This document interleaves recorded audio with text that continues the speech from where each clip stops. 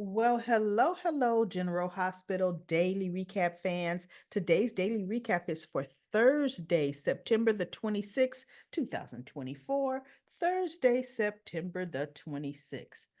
Well, I tell you what, how did we get here? They don't even look right together. Whatsoever. Okay? Whatsoever. Who, and I got something in my eye, I think a little eyelash went there. Who was Anna's daughter? Fond of, sometimes love Jason, still love him, but as a best friend, same age as Jason, just a smidgen younger. Smidgen.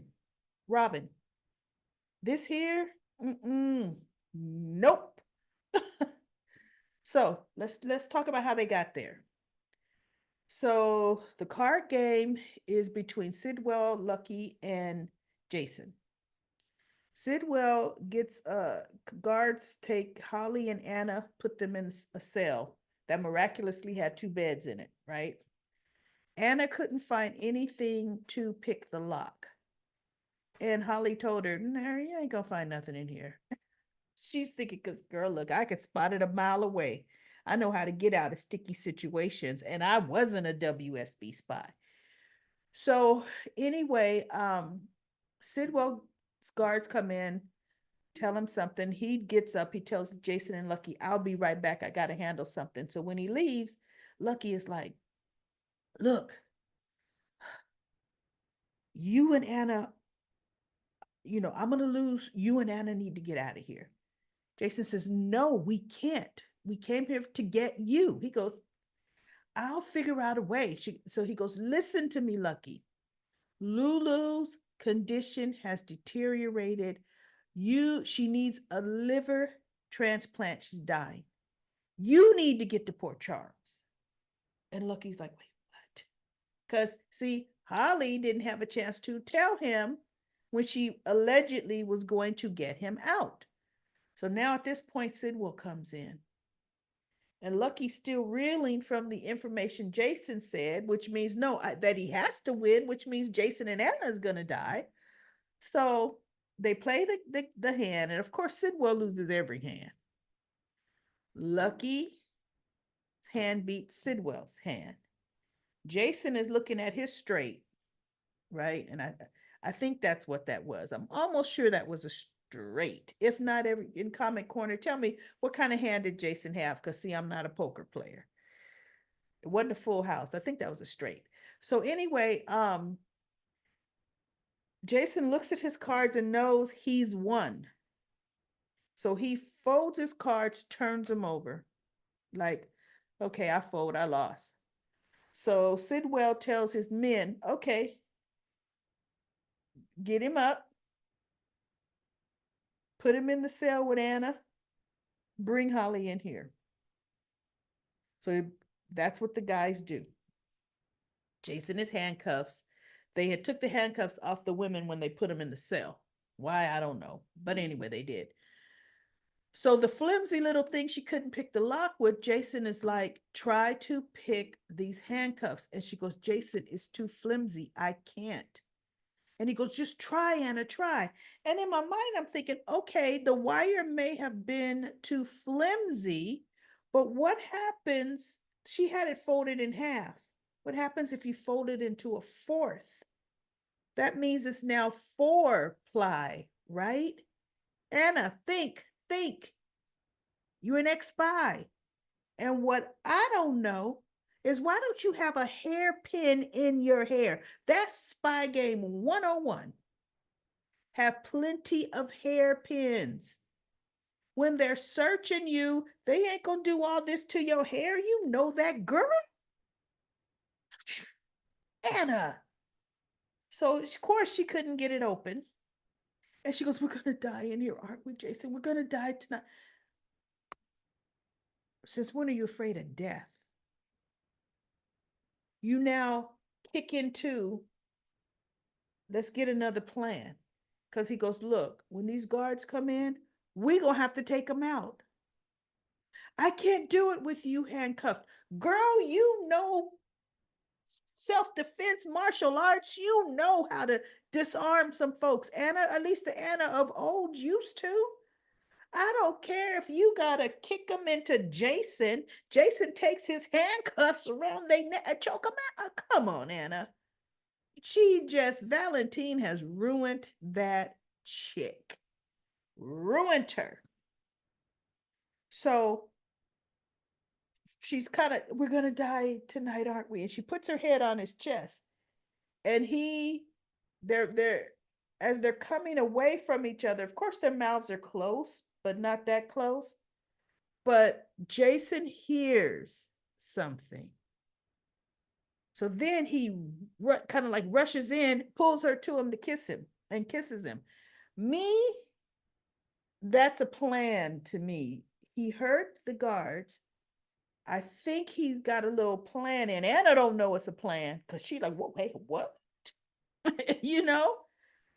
I believe that's Jason's plan. But what I'm thinking, it's going to actually be Holly and Lucky rushing around the corner to get those two out. They may even rush around and see them kissing and go, "Well, hey, what's happening here?" But if it is Sidwell's men, Jason is formulating a plan because Jason does not give up like that. That's not in his. You go down fighting, Anna. This girl, this woman, this cougar needs to retire. I'm not talking about from the show, but any kind of I'ma go save anybody espionage mission. You the one talking about I'll go get Lucky and bring him back all on my own because I really don't want to have to find Valentine, the man I love, and get Charlotte. So anyway, everybody, I was like, whoa, let's see where they're gonna go with that. Now let's talk about the rest of the show. The rest of the show, we have Tracy and Stella. They were meeting, and Stella was a few minutes, like less than 5 minutes late, and Tracy ripped her a new one about being late. Her time is valuable. She will not be disrespected, and whatever Tracy's saying. And Stella's like, "What are you talking about, Tracy? I'm not even 5 minutes late. If you're not on time, you're late." She goes, "As a matter of fact, on time is late." So Stella looked, she goes, "Hold up. Who do you think you're talking to?" And Tracy is looking at her like, "You." She goes, "Because you are sounding like I'm one of your employees, which I'm not. So you don't talk to me in that tone. Now, what is going on with you? Because this attitude you got here, me being less than 5 minutes late, it don't warrant this. Something else is going on with you." And Stella's walking around the bench now because she was standing up behind the bench and she sits down. "Something else is going on with you. Something else is responsible for this attitude. So let's talk about it." Tracy is looking at her like, "How you gonna read me like that?" She goes, "I am just sick and tired yet of, yes, you're right. I'm upset at employees." And she's talking about Sasha. And Sasha, had a brunch on the property at the boathouse, and Cody and his family and blah, blah, blah. So Stella was like, "Oh, she did what on work time?" And so Tracy says, "Well, no, actually, it was her day off." So then, okay, it was her day off, but Cody wasn't tending to horses. He was at this brunch she sponsored. Oh no. And she goes, "Well, it was actually Cody's day off too." So Stella looked, she goes, "Okay." So both of them, it was their day off. And she read Tracy like I think it was Lois that read Tracy that you're not losing because it's really all about Cody. You're not losing him. He's a friend. And Stella said, "Look, as much as you talk about him, I know how much he means to you." She goes, "I do not talk about Cody Bell that much." She goes, you went out on the lake on the boat with him." Stella started naming all these different conversations and things that Tracy has told her about her and Cody's time together. And Tracy says, "Wait, I guess I do talk about Cody a lot."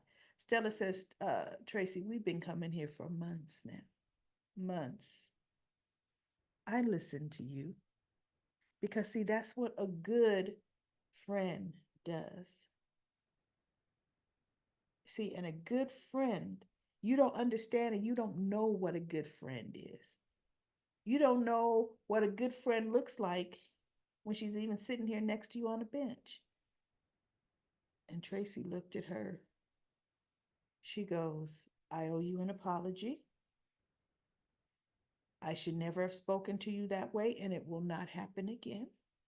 Tracy, right? And she goes, "And I guess I owe Cody and Sasha an apology."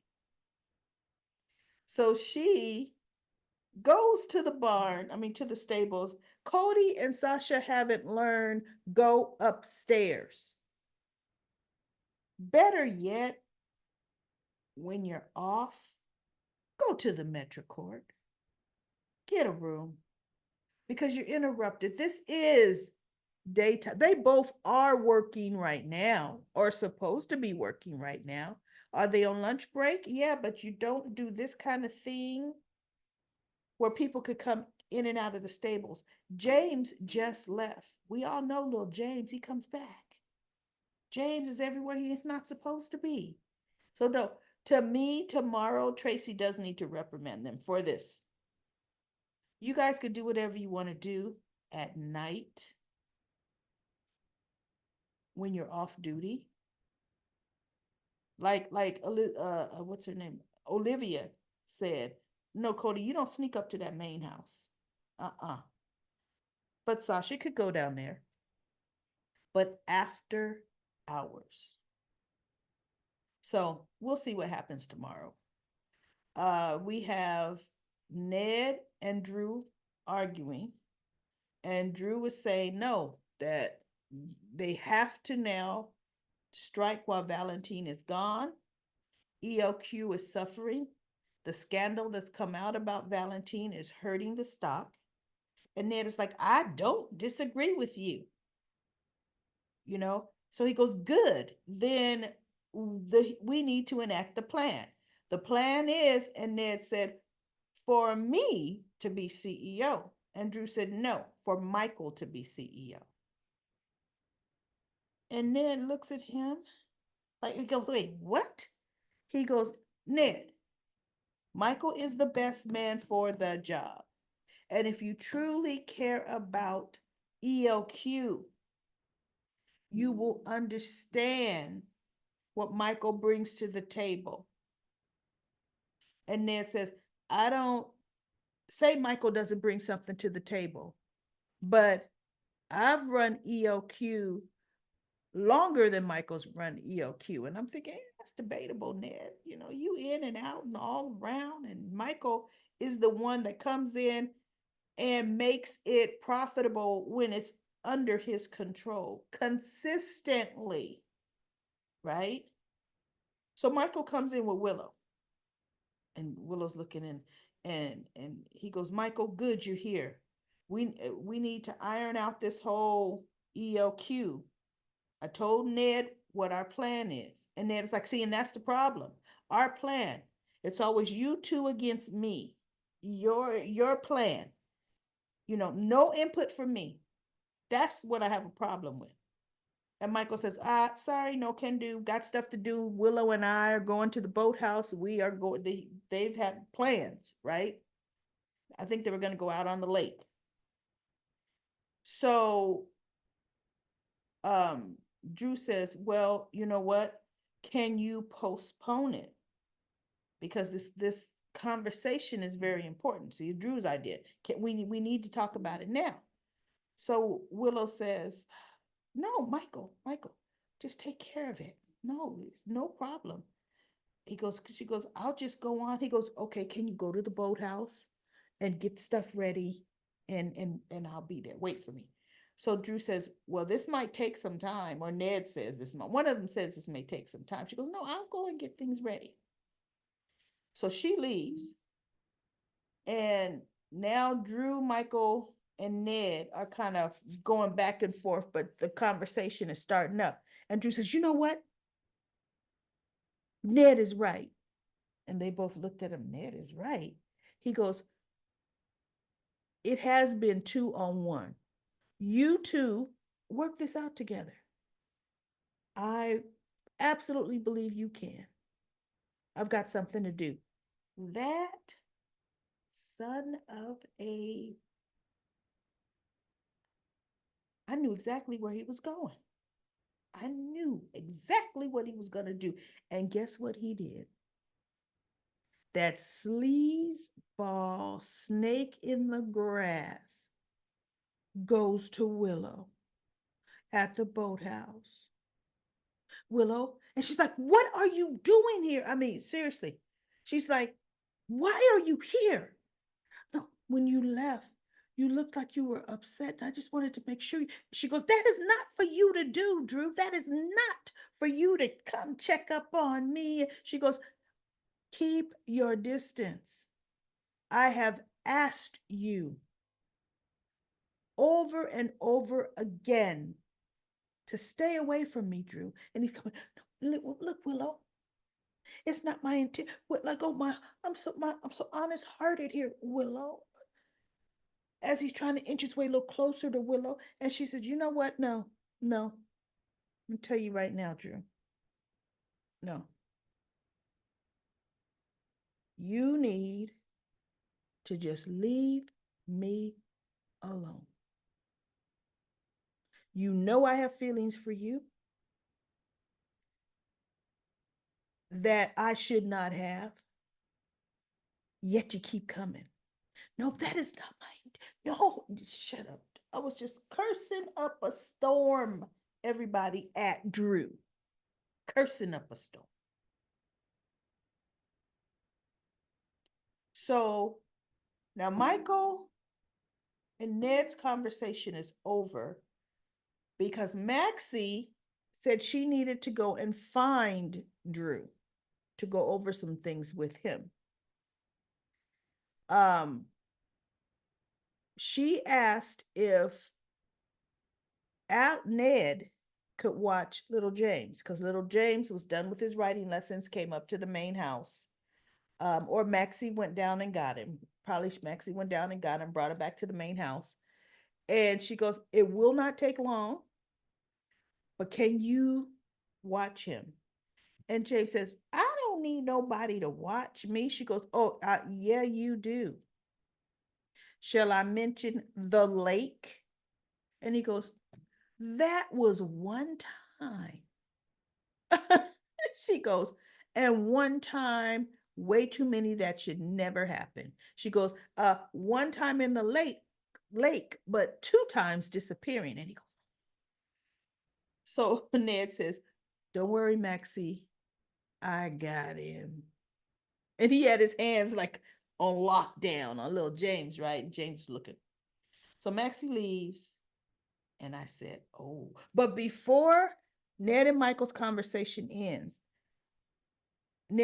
Michael says, you don't trust me to run ELQ? He says, oh, I trust you, Michael. I know you do a good job. He says, it's Drew I don't trust. And Michael says, why don't you trust Drew? Drew is fine. He goes, no, no. Drew is different. He goes, Drew's different since he's come out of Pentonville. He says, Drew is a Quartermain now. And he goes, and what's wrong with that? We're Quartermains. He says, yeah, and to a large degree, Quartermains can't be trusted. He says, and I'm telling you right now, Michael, there's something up with Drew. And I'm telling you, do not trust him. And Michael just looked at him and he goes, watch your back. And so then the next time we see Ned, no Michael's there. So at some point, Michael walked away. I'm thinking he's going to the boathouse and it's going to find Drew there tomorrow, or Maxie's going to find. See, this is getting ridiculous because Drew's supposed to have had something to do, not chasing after my wife, sniffing up her skirt. Okay. So as James says, Ned, do you like do you like kissing? And he goes, wait, what? He goes, my mom and Spinelli, they like kissing. It makes them happy. Do you like kissing? He goes, yes, I do like kissing, but only my wife Olivia. I like it very much.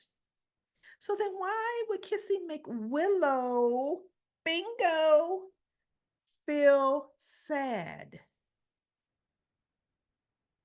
And Ned said, because now he's thinking, okay, what's wrong with Michael and Willow? See, that's what Ned is thinking initially. He goes, what makes you think kissing makes Willow feel sad? He says, I overheard her talking with Grandma Nina, and she says she felt guilty for kissing. She felt guilty. And he goes, what is guilty? Because she was sad when she said it. He goes, guilty is when you regret doing something. You feel bad about that you did it. He goes, you mean like when I took Georgie's cell phone, I felt guilty. He goes, yeah, that could be it. He goes, she goes, but why would Willow say she felt guilty? She felt guilty for kissing Drew. And that's all Ned Quartermain needed, because you know Quartermains are blackmailers. Mm-hmm. So we know what Nettie Boy is going to do with that information. He's going to go find Drew, and he is going to blackmail Drew and say, here's what we're going to do. Drew, I'm going to be the CEO of ELQ. Not Michael. And if you don't back me, I'm going to tell him about you and Willow. And I might have to link that to the press. There goes your campaign. Scandal. So, Drew, it's up to you. What do you want? What are you going to do? That's what's going to happen. And that is going to be good. It's going to be good. All right, so remember Saturday night, going live streaming, talking about GH. I'll be talking to you all on Comment Corner. Now, a number of you have reached out to me, um, and I have replied to you. I've replied to you to send me a private email, and I've given you my email in the reply. I have not gotten an email from any one of you. So, without an email, you won't know the information to get on Zoom. Now, I don't have a problem live streaming myself, but I just thought it would be much better. We'll have so much more fun if I'm able to talk to some of you veteran recap folks out there. So remember, 2 devices so that you can help me with the YouTube chat. And if you're going to have your camera on, be in a room or background that's okay for it, and make sure you are dressed appropriately. All right. If I don't have emails by Friday evening, tomorrow evening, then I won't have a panel onto Zoom with me. So, all right, let's go to comment corner. Comment corner today. I am going to do my trusty dusty stopwatch and go from the top to the bottom. Now we have PE says, enough with the card games. I'm with you, PE. Josephine says, I can't believe they really put Anna and with Jason. That sucks. Anna's too old for Jason and they don't match. I'm 100% with you, Josephine. Kalima says, he said if they win, they get to live. He didn't say they get to go free. Juanita says they film so out of order. That scene with Sam uh, may have been filmed before the firing. Sandy says, why does everybody go to Lulu's room to talk? I don't know. When she wakes up, she's going to have all the tea on everybody in town. Loving Isaiah and Jordan. Now, if he is a younger wait, now if he has a younger brother for Trina, that would be perfect. I am says Sam going to Carly was not about Alexis. Sam is still jealous of Carly and Jason's relationship. What wasn't about Danny? She refused to allow Danny to see his dad. I know. Back in the day, Sam and Carly's jealousy brought energy. Now it's like Sam, you chose to divorce and let Jason go. Yes, she sure did. I am says Sam slash Kelly acting is shown indifference, has shown indifference, like I'm fired, so I don't care. Kelly is using the old Carly jealousy to generate heat. Her heart must not be into these last scenes. I know I told you something just wasn't right with that. They should have had Lindsay finish out. They really should have. Remember, this is the first time the role of Kelly has been basically been on reoccurring status. She never took long vacations or worked while grieving Billy Miller's death. Anyway, when Steve and Ingo, what's his name? Jax, was fired, they gave their best performances. Yeah, I know. Why would Sam go to Carly? And this is Eva says, she should have gone to Sunny. Alexis and Sunny could end all of this. That's up to them, not Carly. I know it was ridiculous. When GH do not know how to end a storyline, they always use Carly as a scapegoat. DB says, I'm tired of them recycling Holly for no reason. I know. Ava says to DB, I don't even know why Holly is on the show. She offers nothing to the canvas. Hoping she will be gone soon. The cast is bloated enough. I know we don't need Holly at all. Angie says Carly is never going to give up Sunny to the cops, and Sunny will never go to prison for killing Kate. Sunny is going to have Brick find someone